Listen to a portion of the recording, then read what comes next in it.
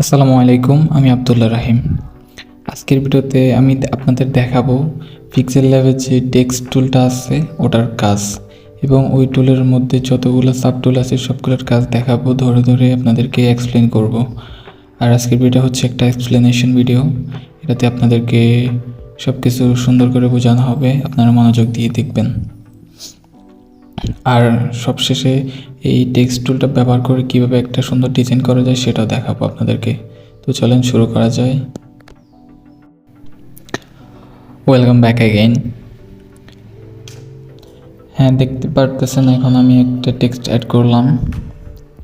ডান পাশে দেখতেছেন অনেকগুলো টুলস আছে, আমি এখান থেকে এডিট টুলটা নিলাম, নিয়ে এখন আমি একটা আমার নিজের মতো একটা টেক্সট লিখলাম, তারপর ওকে করে দিব।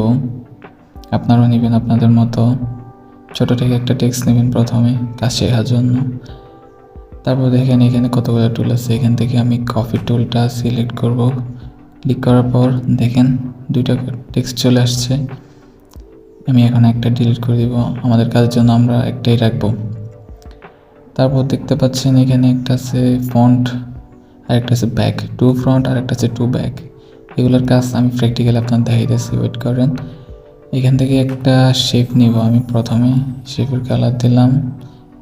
তারপর দেখেন এখানে একটা লেয়ার অপশান আছে, এখান থেকেও দেখা যাবে আমার এলিমেন্টগুলো আর কি লেয়ার থেকে। আমি প্রথমে কী করব দেখেন, এই যে আমাদের টেক্সটটা কিন্তু এখনও ডিলিট হয়নি, এটা উপরে আছে, এটা একটু উপরে নিলাম। দেখেন এটা হচ্ছে এখন নিচে আছে, এই কারণে দেখা যাচ্ছে না। এটা যখন উপরে তুললাম তখন দেখবেন টু ফ্রন্ট করে দিলাম, দেখেন কি হয়। টু ফ্রন্ট করার পর দেখেন এটা শেপটার উপর চলে আসছে, তখন কিন্তু পিছনে ছিল। এখন যদি আমরা আবার টু ব্যাক করে দেই, এটা আবার পিছনে চলে যাবে।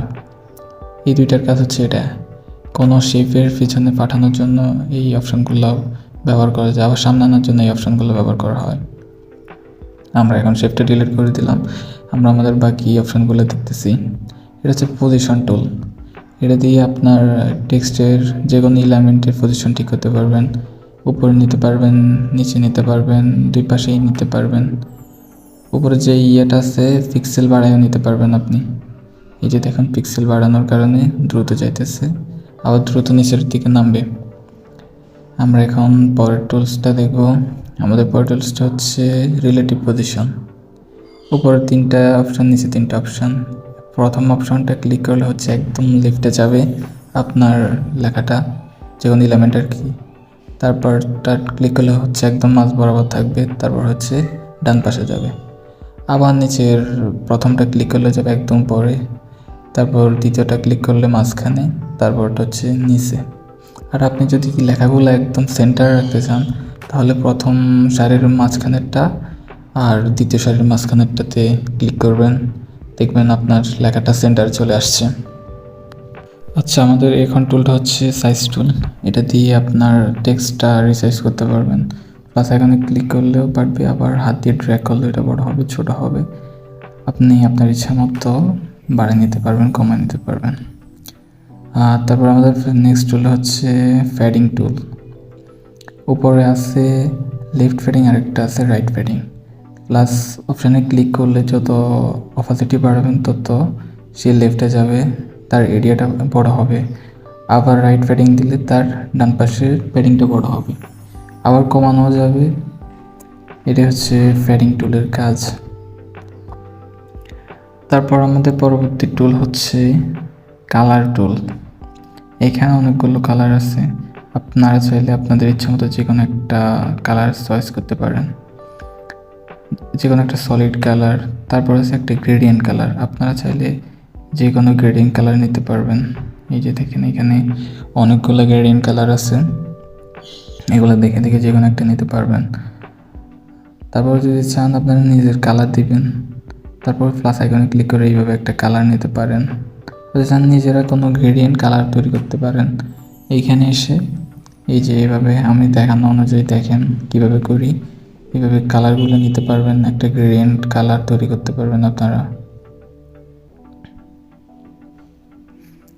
এই যে দেখেন একটা গ্রেডিয়েন্ট কালার হয়ে গেল।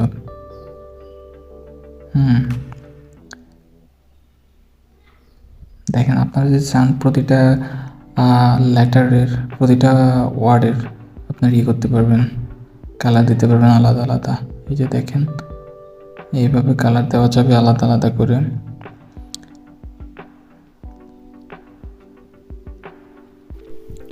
তারপর হচ্ছে আমরা করব, এই কালারটা ডিলিট করে দিলাম, আমরা যে কোনো একটা সলিড একটা কালারে নিলাম। তারপরের টুল হচ্ছে আমাদের টেক্সচার টুল। এইটার কাজ হচ্ছে আপনার যে কোনো একটা ফটো নিলে ওই ফটোটার টেক্সচারটা আপনার টেক্সটের উপরেই থাকবে। আমি এখন এখান থেকে একটা টেক্সট দিলাম, ফটো নিলাম। এটা দেখেন এই ফটোর টেক্সচারটা আমার ফন্টে চলে আসছে। দেখেন আলাদা একটা নতুন একটা ডিজাইন হয়ে গেল। এটা হচ্ছে টেক্সচার টুলের কাজ। আপনি চাইলে যে কোনো টেক্সচার অ্যাড করতে পারবেন। তারপর হচ্ছে আমাদের অপাসিটি টুল। এটা তো আর বোঝানোর কিছু নাই, এটা অপাসিটি বাড়ালে তার ট্রান্সপারেন্সি বাড়বে আর কি, আবার কমালে কমবে, এটাই।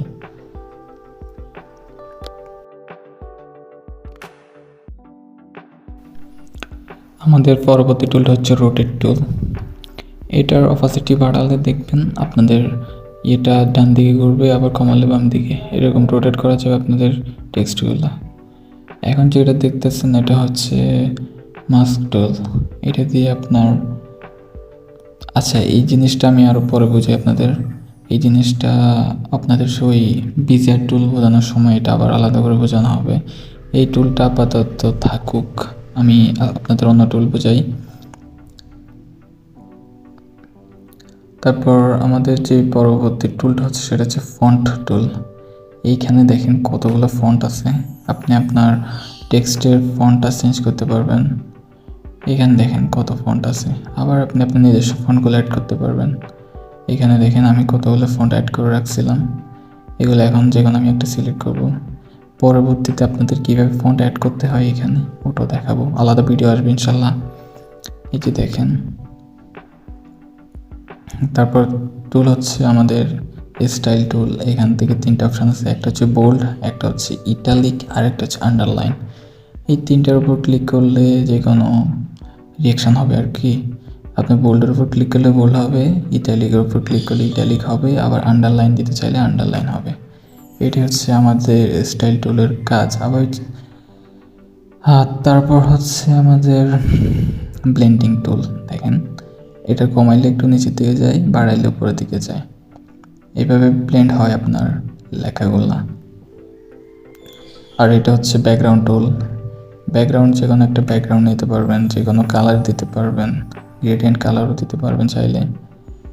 এই যে দেখেন এইখানেও প্যাডিং আছে, প্যাডিং বাড়ালে দেখবেন এরিয়াটা বাড়ে, আবার কমাইলে কমে, আবার রেডিয়াসও বাড়ানো কমানো যায় এই প্যাডিং টুলের মাধ্যমেও।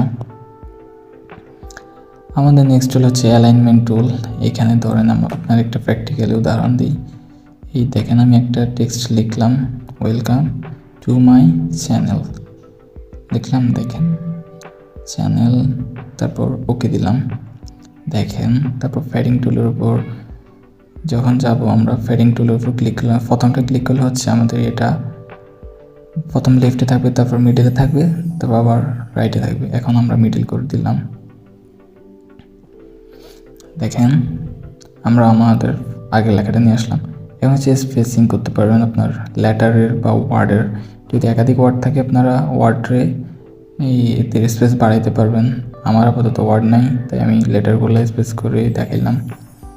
লাইন স্পেসিংয়ের কাজও সেম, তাই এটা দেখাইলাম না। তারপর পরের টুলটা হচ্ছে আমাদের স্ট্রোক টুল। স্ট্রোক টুল হচ্ছে এটার আপনার ফন্টের স্ট্রোক বাড়াইতে পারবেন, কালার দিতে পারবেন, যে কোনো কালার। আসলে এই কাজগুলো একদম ইজি, সবগুলো প্রায় সেম। তারপর হচ্ছে আপনাদের শ্যাডো টুল, সবগুলো সেমই, শুধু বাড়াইবেন কমাইবেন, তারপরে যে কোনো কালার নিতে পারবেন, রেডিয়াস বাড়াইতে পারবেন, এগুলাই। এখানে আহামরি কঠিন কিছু নাই, আপনারা চাইলে যে কোনোভাবে শিখতে পারবেন এই জিনিসটা। গ্রাফিক ডিজাইনার হইতে পারবেন ফোনের মাধ্যমে, ফোন ইউজ করেই। তারপর হচ্ছে আমাদের ইনার শ্যাডো টুল। এটা হচ্ছে ভিতরের আপনার যে ফন্ট আছে এটার ভিতরে শ্যাডো দিতে পারবেন আপনারা। এই যে দেখেন এটা অতটাও কার্যকরী না, তারপর আপনাদের দেখানোর উচিত, দেখাইতেছি। আপনাদের বলছি সবগুলো টুল দেখাবো তাই। তারপর এই টুলটা হচ্ছে একটু ইয়ার টুল। এটা ইউজ করা হয় না সচরাচর। এই টুলটা বাদ, তারপর হচ্ছে এই টুলটা দেখেন আপনারা, এটা দিয়ে আপনার লেখাগুলো দেখেন কত সুন্দর করে 3D স্টাইলে করা যায় আর কি। আর তারপর হচ্ছে আমাদের 3D রোটেট টুল, দেখেন আমাদের ফন্টগুলা 3D ভাবে রোটেট হইতেছে, যে দেখেন আবার আমরা আগের জায়গায় নিয়ে গেলাম। তারপর হচ্ছে আমাদের 3D শ্যাডো, দেখেন শ্যাডোগুলো কিন্তু 3D আকারে নিচের দিকে আছে। তারপর হচ্ছে আমাদের একদম শেষ অপশান রিফ্লেকশন টুল, এটা দিয়ে আপনার যে টেক্সট আছে ওটার রিফ্লেকশন তৈরি করতে পারবেন। তো মোটামুটি হচ্ছে এগুলো আমাদের পিক্সেল ল্যাবের টেক্সট টুলের সব টুলগুলো আর কি। এইবার আপনাদের একটা ডিজাইন করে দেখাবো যেটাতে শুধু ফন্ট ইউজ করা হবে আর হালকা শেপের ব্যবহার করা হবে। আমি এখন একটা টেক্সট লিখে নিচ্ছি, ডিজাইন, DESIGN ডিজাইন। এখন ডান করে দিলাম। এটার প্রথমে আমরা একটা ফন্ট নিব, সুন্দর থেকে একটা ফন্ট নিব, যত সুন্দর ফন্ট নিব তত সুন্দর ডিজাইন হবে আমাদের। আমি এখানে একটা ফন্ট ডাউনলোড করে রাখছি, ম্যাজিক রেট্রো, এইটা আমি এখন অ্যাপ্লাই করলাম এখানে। তারপর হচ্ছে এটা রিসাইজ করে নেব, এটা সাইজ এখন আপাতত দিচ্ছি 145 দিই, পরে বাড়িয়ে কমিয়ে নেওয়া যাবে। আমরা এটারে সেন্টারে নিয়ে আসলাম। তার আগে আমাদের ব্যাকগ্রাউন্ডের কালারটা চেঞ্জ করে নিই। এখানে আমরা একদম পিওর হোয়াইট কালারটা নিয়ে নেব, ব্যাকগ্রাউন্ডের কালার। এই যে দেখেন ব্যাকগ্রাউন্ড কালার চেঞ্জ করার কারণে ফন্টের কালার দেখা যায় না, এখন ফন্টের কালারটা চেঞ্জ করে নিই আমরা। এখান থেকে আপনাদের যে দেখালাম যে টুলসগুলো ওইগুলোতেই আছে আপনার ফন্টের কালার। এখান থেকে আমি ব্ল্যাক কালারটা সিলেক্ট করে নিলাম। তারপরে এই লেয়ার অপশনের পাশে একটা আছে, গ্রিড অপশন আছে, এইখান থেকে গ্রিড অপশনটা সিলেক্ট করব। তারপর একটা শেপ নিব, শেপটা রিসাইজ করে আমার দেখানো নিয়ম অনুযায়ী আপনারাও করবেন, এইরকম করে রিসাইজ করে নেবেন। তারপর ডান করে দিলাম। তারপর শেপটাকে একটা কালার দিব, এখানে অনেকগুলো কালার আছে, আমি সুন্দর থেকে একটা কালার দিলাম। আপনারাও এইভাবে ট্রাই করবেন, চাইলে অন্যভাবে করতে পারেন। এখন এই শেপটারে আমরা একটু ব্যাক করে দিব, মানে হচ্ছে ফন্টের পিছনে নিয়ে গেলাম এটারে। তারপর হচ্ছে আমাদের আরেকটা শেপ নিলাম, এইটা উপরের দিকে দিব।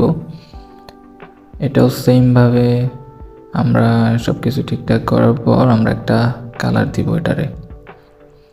দেখেন এখান থেকে আমি একটা কালার দিতেছি, আপনারা এইভাবে দিবেন। আশা করি আপনাদের বুঝতে কোনো অসুবিধা হচ্ছে না, হলে অবশ্যই কমেন্ট করে জানাবেন। আমি এই ইয়েলো কালারটা নিলাম, তারপর টিক মার্কে প্রেস করলাম, তারপর এটারে আবার একটু ব্যাক করে দিলাম।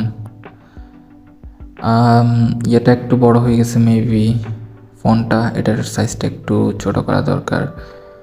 এটার সাইজ কত করা যায় দেখি, 130 করলে কেমন হয়, 130 দিয়ে দেখি কেমন লাগে। এটারে আবার আমরা সেন্টার নিয়ে গেলাম, হ্যাঁ খারাপ দেখা যায় না, মোটামুটি ঠিকই আছে, এইভাবে থাকুক। তারপর আরেকটা টেক্সট অ্যাড করবো আমরা,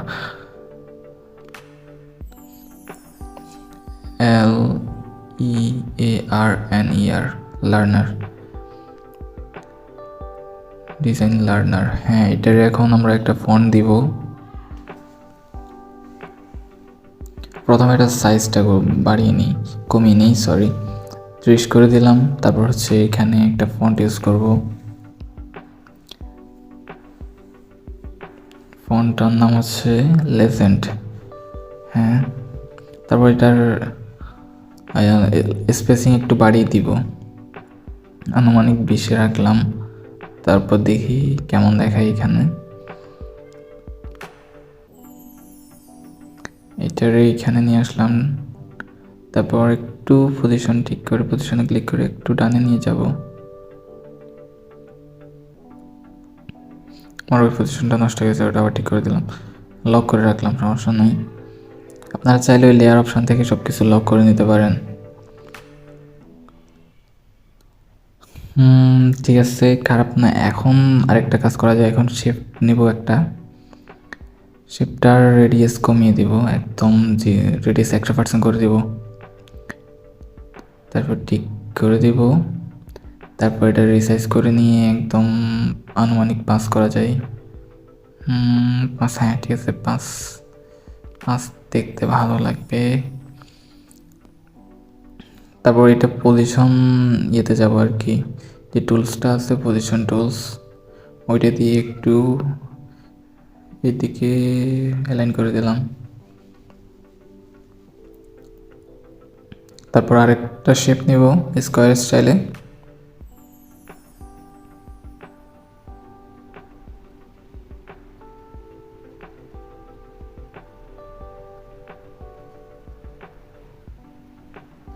এটার সাইজও একদম ওটা সমান করে দিব, 5 রাখবো এটার সাইজ।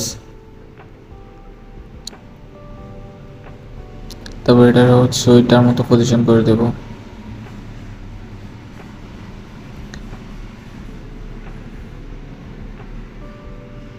আমার আগে শেপটা একটু নাড়াচাড়া করতেছে, এই জন্য লক করে নিলাম। এই শেপটারে এখন ওটার মতো পজিশন করে নিলাম, দেখেন।